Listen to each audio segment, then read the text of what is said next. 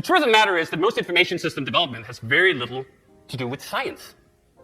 Yes, it's all built on top of computer science. Yes, computer science is what makes it possible for us to do what it is that we do. But it doesn't define what we do. And I think in many ways, that prism of computer science is harmful to the development of information systems. It's actually not a good view on the world to have. Just because you can make your Steinway and Sons and you can make the best piano in the world, that doesn't make you a great pianist. It doesn't mean you can play a wonderful tune. Just because you can create the foundations of which other people can build upon. Just because you're a great computer scientist doesn't mean you're a great software writer. Doesn't mean you're a great programmer of information systems. And most of all, if you are committed to building information system, and I'm wholly committed to building information system, I've given up the notion long ago that I was going to get into games programming or vector programming or anything else that sounds like hard science and is hard.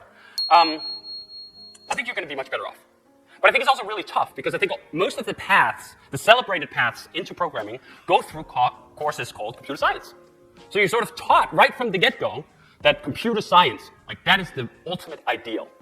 And what you're doing here is just sort of piddling along until you can get to this top of the mountain. Even worse, if you actually have a degree in computer science, right? And now you're slumming it with that yet another social network or yet another fucking to-do list. I mean, that's a recipe for self-loathing if I ever knew one. But as I say, this is mostly about the prism of how you're looking at programming. What is programming? What is writing software? What is it that we do every day when we create information systems? And if you look at it from this prism of the hard sciences, you think, well, law of thermodynamics, physics, this is the real serious hard stuff, right? You will laugh of French poetry. They're all just, analyzing what some schmuck in the 1700s did, and there's 1,000 different interpretations of what that person actually wrote, and what does that actually mean? Like, that's pathetic, right? You can't arrive at any ultimate, clear, universal truth. Math, there's a truth. There's a final result. Physics, there's a truth. We're knowing more about the natural world in a way where we can be completely confident, mostly, in what we know, certainly in math, right? If you carry that over into programming, you end up with shit like this. Law of the meter.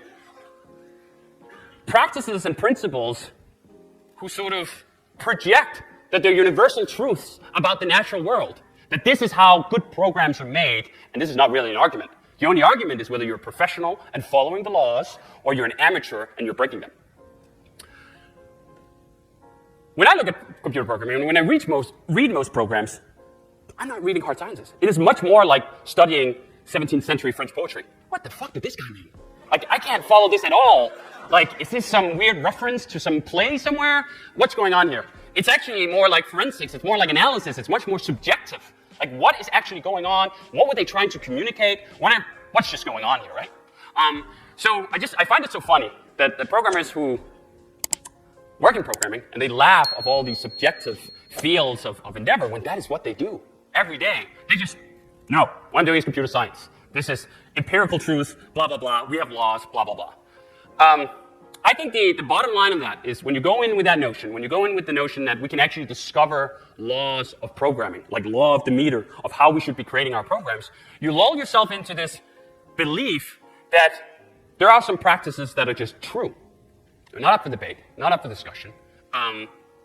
They're science, that what we do is science. Well, I think there's another word for sort of those delusions. Pseudoscience. When people think they're doing science, and they're not actually doing science. That's pseudoscience. I think a lot of what's going on in software methodology, practices, is pseudoscience.